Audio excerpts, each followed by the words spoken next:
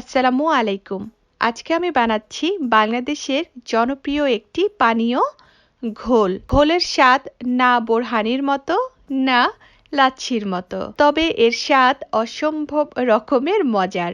এটা খেতে যেমন অনেক মজা, ঠিক তেমনই এটা আমাদের শরীরের জন্য খুবই উপকারী। বিশেষ করে এই গরমের কালে এর উপরে আসলে আর কোনো পানীয় হতেই পারে না। এমনকি সামনে আসছে যে রোজার জন্য একদম পারফেক্ট একটি পানীয় হচ্ছে ঘোল।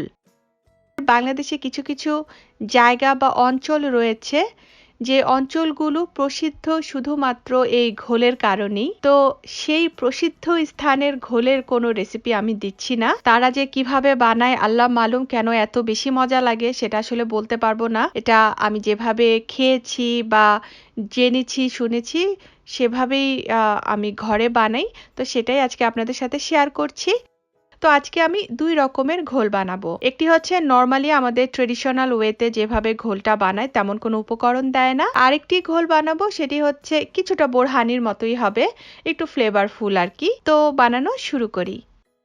ঘোলের জন্য মানে ট্রেডিশনাল ওয়েতে আমরা যে ঘোলটা খাই, অন্য কোনো ধরনের ফ্লেভার নেই। তো সেই ঘোলটার জন্য এখানে আমি নিয়েছি 1 কাপ টক দই। আমার চ্যানেলে একটি টক দইয়ের রেসিপি আছে, লিংকটি দেওয়া থাকবে, চাইলে দেখে নিতে পারেন। আর এই টক দইটি আমার কেনা টক দই। আমি এখানে 1 কাপ টক দই নিয়েছি। এখন এই টক দইটাকে আমি এরকম ডাল ঘুটুনি দিয়ে ঘুটে নিব বা ফেটিয়ে নিব। আপনারা চাইলে ব্লেন্ডারে দিয়েও ব্লেন্ড করে নিতে পারবেন। সবগুলো উপকরণ একসাথে দিয়ে আমি সনাতন উপায়ে করছি। আবার চাইলে এই যে এরকম হ্যান্ড হুইস্কে দিয়েও বিট করে নিতে পারবেন, টক দইটাকে মানে ফেটিয়ে নিতে পারবেন। ঘুটুনি দিয়ে টক দইটাকে প্রায় 3-4 মিনিটের মতো ফেটিয়ে নিলাম। ফেটানো হয়ে গেছে। এখন এর মধ্যে দিয়ে দিচ্ছি 2 টেবিল চামচ চিনি। চিনির পরিমাণটা বা বাকি সব উপকরণই নিজের পছন্দ মতো দিবেন। আমি এখানে 1 কাপ টক দই যেহেতু নিয়েছি, তো আমি আমার স্বাদ অনুযায়ী দিয়ে দিচ্ছি 2 টেবিল চামচ চিনি। দিচ্ছি এখানে লবণ 1 চা চামচ। 1 কাপ টক দইয়ের জন্য আমি এখানে দিচ্ছি একটি মাঝারি সাইজের লেবুর অর্ধেকটা রস। তো লেবুর অর্ধেক কেটে নিয়েও সেই বাকি অর্ধেকটাকেও আমি ছোট ছোট টুকরা করে কেটে নিয়েছি। আর এই টুকরাগুলো থেকে লেবুর রস চিপে চিপে টক দইয়ে দিয়ে দিচ্ছি। খোসাটাও কিন্তু ফেলে দিচ্ছি না, এই টক দইয়ের মধ্যে দিয়ে দিচ্ছি।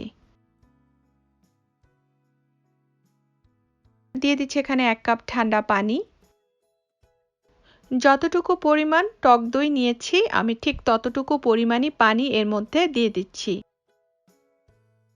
আপনারা চাইলে পানির পরিমাণটা আরেকটু বাড়িয়েও দিতে পারেন, তবে আমার কাছে মনে হয় যে টক দই আর পানির রেশিওটা সমানে সমান হলে খেতে বেশি মজা লাগে।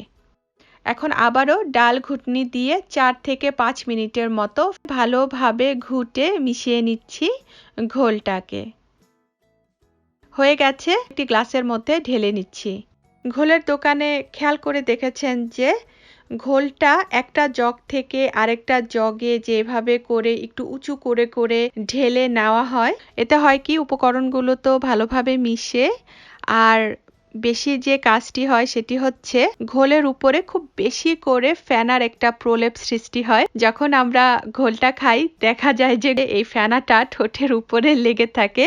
তো আমি যেহেতু সনাতন পদ্ধতিতে করছি আর যেহেতু ব্লেন্ডার ইউজ করছি না, আমিও একটু তাই ঢালাঢালি 2 গ্লাসে করে নিচ্ছি ঘোলটাকে। ঘোলের উপরে খুব বেশি ফেনা হয়ে গেছে। যখন 1 গ্লাস থেকে আরেক গ্লাসে ঢেলে নিচ্ছিলাম ঘোলটাকে, তখন কিন্তু লেবুর টুকরাগুলো ছিল না এই ঘোলের গ্লাসের মধ্যে। ওটা সেই বড় হাঁড়িটার মধ্যেই ছিল যেটার মধ্যে আমি ঘোলটা বানিয়েছি। তো এখন এই গ্লাসের মধ্যে সেই বড় হাঁড়িটা থেকে 2টি লেবুর যে ছোট টুকরা ছিল বা খোসা ছিল সেটা এখানে দিয়ে দিচ্ছি। সনাতন উপায়ে এবং খুবই সিম্পল উপায়ে ভীষণ মজার আমাদের ঐতিহ্যবাহী পানীয় ঘোল তৈরি হয়ে গেল। এখন যেটি করব সেটি তো আগেই বললাম, একটু ফ্লেভার দিয়ে করব, পদ্ধতি ওই একই। 10-12টা পুদিনা পাতা ছিঁড়ে নিলাম। পুদিনা পাতা ধুয়ে ভালোভাবে পেস্ট করে নিচ্ছি।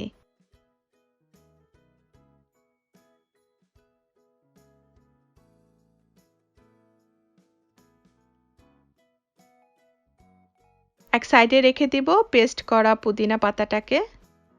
ওই একইভাবে এখানে আমি নিয়েছি 1 কাপ টক দই। টক দইটাকে ভালোভাবে প্রায় 3 থেকে 4 মিনিটের মতো ডাল ঘুটুনি দিয়ে ফেটিয়ে নিচ্ছি বা ঘুটে নিচ্ছি।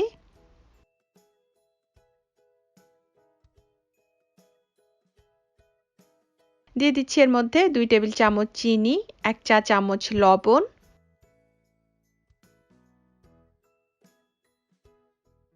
চা চামচের 4 ভাগের 1 ভাগ বিট লবণ দিয়ে দিলাম, আধা চা চামচ টালা জিরা গুঁড়া দিয়ে দিলাম, লেবুর রস দিয়ে দিচ্ছি, মাঝারি সাইজের একটি লেবুর অর্ধেকটা এখানে দিয়ে দিচ্ছি।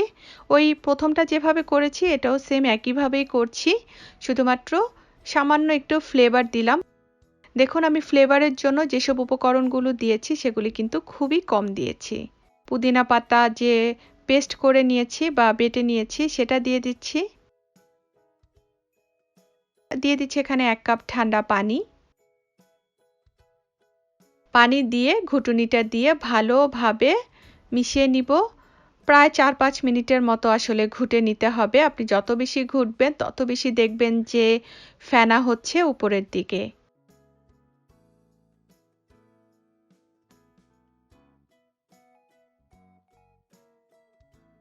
ওই একইভাবে একটু ঢালাঢালি করে নিলাম 2 গ্লাসের মধ্যে। 4 থেকে 5 বারের মতো একটা গ্লাস থেকে আরেকটা গ্লাসের মধ্যে ঢেলেছি। ফ্লেভার দেওয়া ঘোলটাও এখানে তৈরি হয়ে গেছে। পুদিনা পাতা দিয়ে গার্নিশ করে নিচ্ছি। ব্যাস, এটাও তৈরি হয়ে গেল।